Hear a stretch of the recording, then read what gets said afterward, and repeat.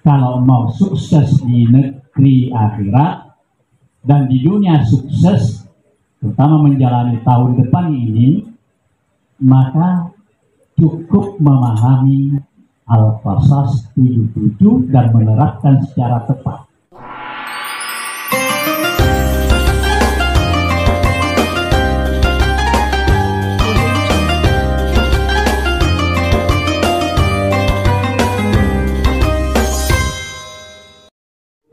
Assalamualaikum warahmatullahi wabarakatuh.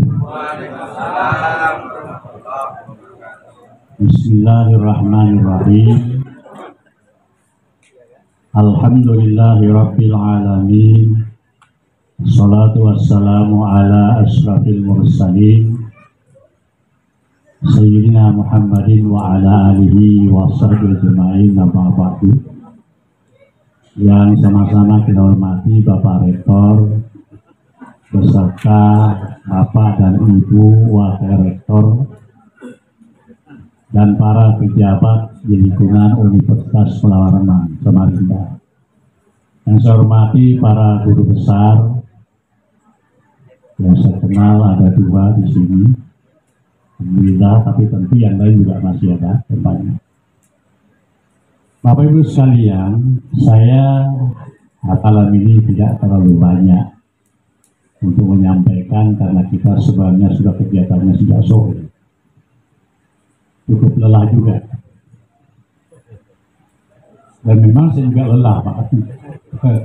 Karena saya hitung-hitung hari ini kegiatan yang kelima.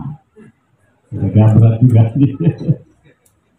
Masih nomor 1 Islamik karena Ketua Umum lagi sakit, saya diminta untuk menutup acara. Saya hanya ingin menyampaikan beberapa ayat Quran sebagai satu pedoman kita untuk melangkah ke depan, mudah-mudahan berhasil. Yang pertama adalah ada satu pernyataan Allah di dalam Al-Quran yang kita bisa memposisikan diri kita tuh kita di mana. Allah berfirman begini, A'udzubillahi minasyaitonirrajim, wa minan nasi may yaqulu rabbana atina fid dunya hasanah wa ma lahum fil akhirati min khalaq. Di antara manusia ada yang rajin banget berdoa, berusaha. Yang dia minta itu adalah kesuksesan dunia. Tapi di akhirat tidak punya bagian. Saya kira kita tidak masuk ke poin ini. Kalau masuk rugi banget. Wa minhum, tapi di antara manusia yang lain, Mayyaqulu rabbana atina fid dunya hasanah wa fil akhirati hasanah wa qina azabannar. Saya yakin kita kepingin masuk di kelompok ini.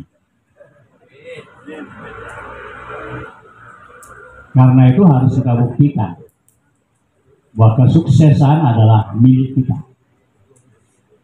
Usaha yang sungguh-sungguh disertai dengan doa kepada Allah Subhanahu wa Ta'ala. Tetapi kesuksesan dunia dan akhirat harus diwujudkan melalui pelaksanaan yang dimaksud oleh Allah di dalam Al-Qasas ayat 77.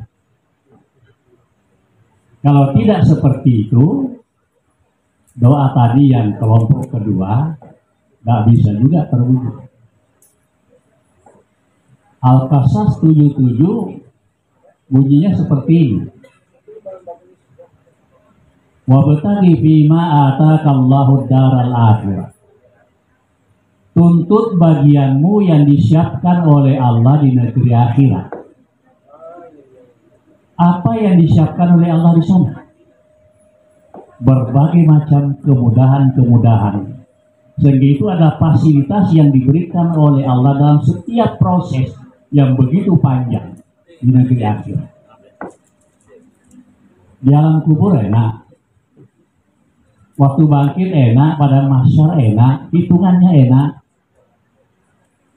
titiannya selamat masuk ke surga. Tapi ini kalau dijelaskan banyak sekali ayat yang mendukung. Tapi itu yang dituntut. Nah, bagaimana cara menuntutnya bisa melaksanakan ini?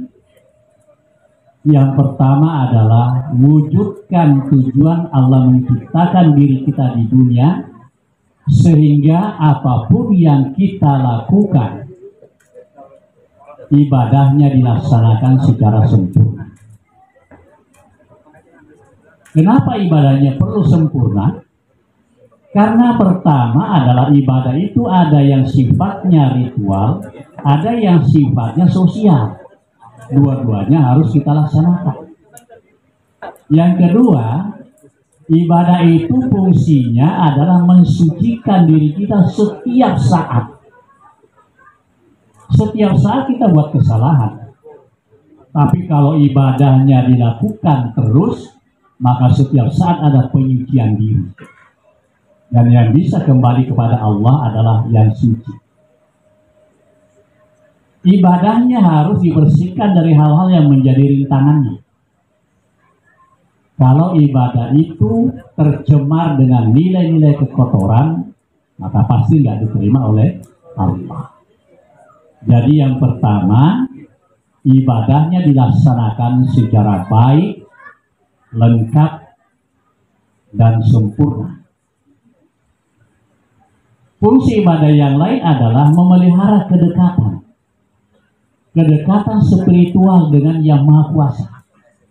Sehingga batin itu tentram dan selalu yakin.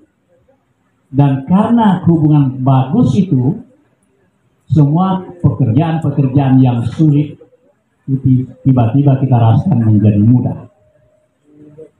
Satu, ibadah. Itu kalau mau mendapat fasilitas akhirat. Yang kedua adalah memelihara akidah. Keyakinan itu jangan ada keraguan terhadap Allah, jangan ada keraguan terhadap Al-Quran. Keyakinannya itu murni hanya kepada Allah, bebas dari kesyirikan. Kalau bisa belajar sedikit tasawuf itu bagus. Dua. Yang ketiga, hidup itu harus jujur. Kemunafikan tidak boleh ada. Pada dasarnya terjadinya kemunafikan berasal dari ketidakjujuran. Karena itu kita jangan menjadi munafik. Tanda-tanda munafik itu banyak. Dengan melaksanakan tiga hal ini secara baik, insya Allah kita sudah berhasil mendapatkan apa yang disiapkan oleh Allah di negeri akhirat. Satu sisi. Tapi lanjutan ayat itu adalah menyangkut keduniaan. Wala tansa nasibaka minad dunya, jangan lupakan bagianmu di dunia. Bagian terhadap apa yang disiapkan oleh Allah dalam bentuk fasilitas kehidupan. Al-Baqarah ayat 29 Allah mengatakan semua yang di bumi peruntukannya untuk kalian manusia. Diciptakan untuk manusia. Dan semua manusia Allah tidak membedakan. Siapapun yang boleh ngambilnya. Dan Nabi berpesan kalau mau ngambil pakai ilmunya. Yang cerdik dan pinter itu yang dapat. Kadang-kadang ketidakcerdikan kita tidak dapat, orang berhasil kita marah-marah. Itu keliru. Nggak sportif. Jadi tingkatkan kemampuan ini saya kira lagi wilayahnya dunia pendidikan. Jangan lupakan bagianmu itu. Tapi bagian kehidupan dunia itu kan macam-macam. Ada yang bisnis, bagian dunia. Jangan lupakan yang punya bakat bisnis silakan. Ada bakat politisi silakan jadi politisi. Ada kepingin jadi pejabat silakan. itu harus direbut oleh orang-orang yang beriman. Kalau tidak, yang mengambilnya justru orang yang merugikan kita di dalam keimanan. Ini yang harus kita ambil. Karena itu tidak diharamkan apapun yang kita lakukan. Cuma masalahnya, kalau tidak ada remnya, tidak ada kontrolnya, kadang-kadang meraih kesuksesan dunia, merusak akhirat. Nah itu jangan. Lalu pertanyaannya, bagaimana supaya akhiratnya tidak rusak? Sukses di dunia, akhiratnya tidak rusak. Diperlukan dua sifat.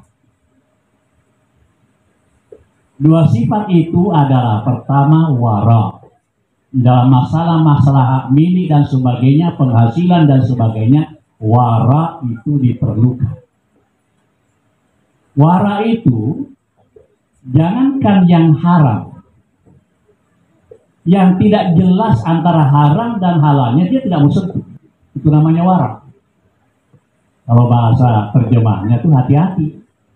Hati-hati. Kalau ketakwaan itu intinya adalah ketaatan, maka keberhasilan ketakwaan itu ditentukan oleh menghindari yang subhat, yang remang-remang, dan itu namanya wara. Sehingga karena waranya, pakaian kita, makanan kita, pekerjaan kita, rumah kita, tidak ada yang haram.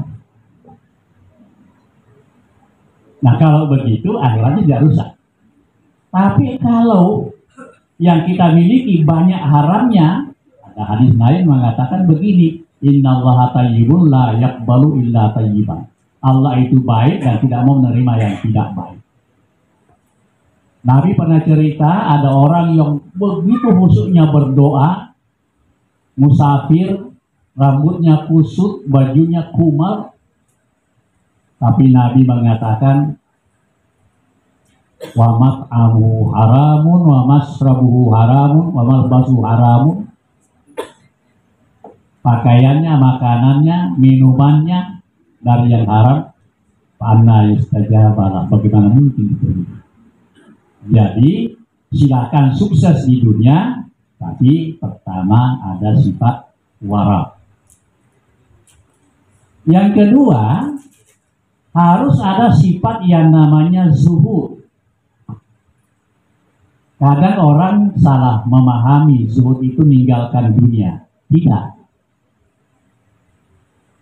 Utsman itu zuhud, Umar itu zuhud, Abdurrahman bin Auf yang kaya raya itu zuhud. Zuhud maknanya nganggap sepele, mana aslinya. Penempatannya di dalam hal mencari keduniaan, posisinya selalu nomor 2 dibanding dengan kepentingan reda Allah. Reda Allah nomor 1, dia posisinya nomor 2. Sehingga sukses bagaimanapun, kalau itu nomor 2 posisinya, apapun yang kita kuasai, kita cari reda Allah. Semakin sukses, semakin mudah. Dan oleh karena itu maka lanjutan ayatnya adalah wahsin kama ahsanallahu ilaik. Berbuat baiklah sebagaimana Allah berbuat baik kepada kalian.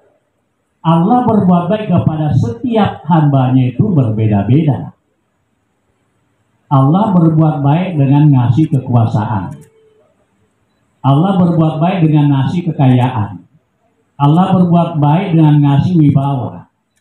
Allah berbuat baik dengan kemampuan berbicara. Allah berbuat baik dengan ngasih ilmu yang banyak. Maka wa ahsin kama ahsanallahu ilaik disesuaikan dengan potensi yang kita miliki.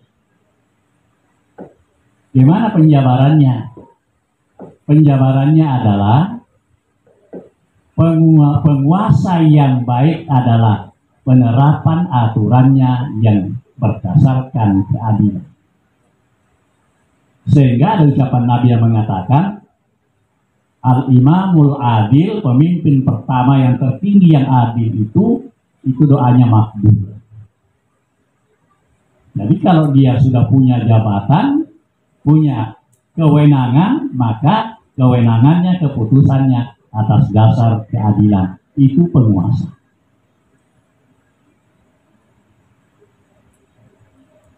Bagaimana pengusaha? Pengusaha itu bentuk keadilannya, berbuat baiknya yang paling bagus adalah bagaimana dia membuka lapangan pekerjaan yang luas. Karena usahanya banyak, orang banyak bekerja, berapa orang yang ditolong? Tetapi di dalam memberikan lapangan kerja itu merupakan satu amanah dan tanggung jawab. Harus ada kejujuran. Jadi tidak memeras anak buah. Dia pasti dapat keuntungan, tetapi anak buahnya juga terlindungi secara bagus. Ada ucapan Nabi yang kita tidak bisa masuk di situ kecuali pengusahanya. Mudah-mudahan Pak Fauzi masuk.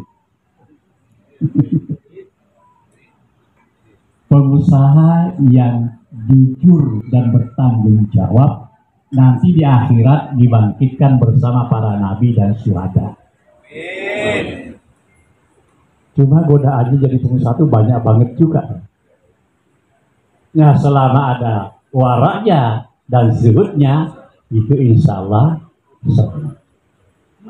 Maka ilmuwan guru besar berbuat baiknya adalah bagaimana dengan keikhlasannya menyebarkan ilmu pengetahuan. Kalau saya paling banter ngomong seperti ini. Sebentar ngomong, wilayahnya di situ. Para ulama bagaimana asalnya itu membina moral. Kalau ini dua jalan, maka kesuksesan akhirat tidak terganggu. Kalau yang dua ini gagal, kesuksesan akhirat dipertanyakan. Kalau kita semuanya mau kembali. Yang terakhir, ayat itu berbunyi, wala tabghil fasada fil ard, innallaha la yuhibbul mufsidin. Jangan membuat kerusakan di muka bumi. Allah nggak suka. Kalau pernyataan Allah begitu, Allah nggak suka, maka secara hukum alam, jika kerusakan diciptakan, ada kerugian yang besar dalam kehidupan. Apakah yang kita rusak itu tatanan kebersamaan? Kebersamaan diatur dengan satu tatanan, kita rusak tatanannya, pasti kebersamaan kita rusak. Apakah tatanan kenegaraan yang kita rusak? Pasti ribut. Atau tatanan keagamaan yang kita rusak? Dampaknya besar. Itu semua non fisik. Tetapi juga di sini bermakna adalah jangan merusak ekosistem alam yang diciptakan oleh Allah serba seimbang, serba terukur, yang kalau terganggu ekosistemnya mengakibatkan dampak yang tidak baik. Kita ambil contoh yang paling konkret, air. Allah mengatakan bahwa sunnatullah, tidak ada perubahan, tetap hukumnya seperti itu. Sunnatullah itu maksudnya adalah hukum alam. Maka hukum alam harus berjalan. Air yang sifatnya oleh Al-Quran juga dikatakan bahwa air atau hujan diturunkan sesuai dengan kadar kebutuhannya. Kadang-kadang kita nilai berlebihan sampai banjir. Sebenarnya kadar ukurannya tetap dari situ, cuma ekosistemnya yang rusak. Serapannya hilang. Tadi saya salah subuh di lingkungan pengusaha batu bara. Saya sampaikan ini, kayaknya merusak lingkungan banyak batu bara. Gimana supaya reklamasinya bisa jalan? Itu satu. Yang kedua, hukum alam air itu kan hukumnya tetap. Pasti mencari yang lebih rendah, dan kalau ada saluran dia lewat di situ. Kalau saluran-salurannya oleh masyarakat kita karena terbiasa melempar sampah sembarangan, mengakibatkan salurannya menjadi buntu semua, ya dampaknya banjir. Daya tampung sungai yang begitu dulu dalam sekarang menjadi dangkal.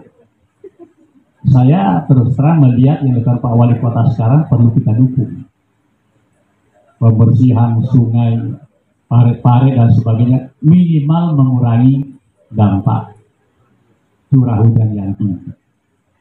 Tapi ini Al-Quran.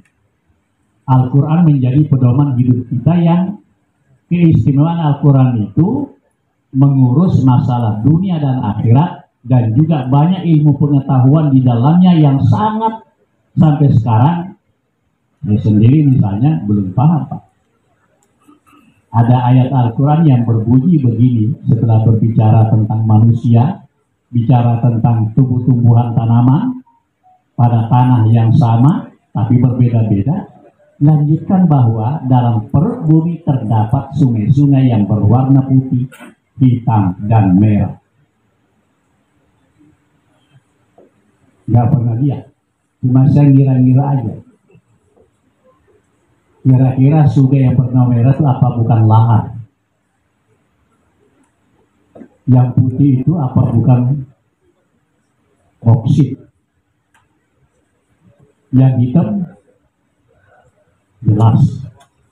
Tapi saya baca tafsir belum nyampe ke situ pembahasannya. Jadi kira-kira ini saya kira bagian dari kewajiban kita untuk menggali Al-Quran itu. Di dalam perut bumi ada sungai-sungai yang berwarna putih, merah, hitam. Artinya punya alur itu. Nah, Bapak Ibu sekalian, oleh karena itu saya kira kalau mau sukses di negeri akhirat dan di dunia sukses, terutama menjalani tahun depan ini, maka cukup memahami Al-Qasas 77 dan menerapkan secara tepat. Sehingga kita semua bisa kembali kepada Allah dengan kesucian, ada fasilitas kemudahan, akhirnya selamat, dan itu tidak kita rusak sifatnya melalui aktivitas keduniaan kita.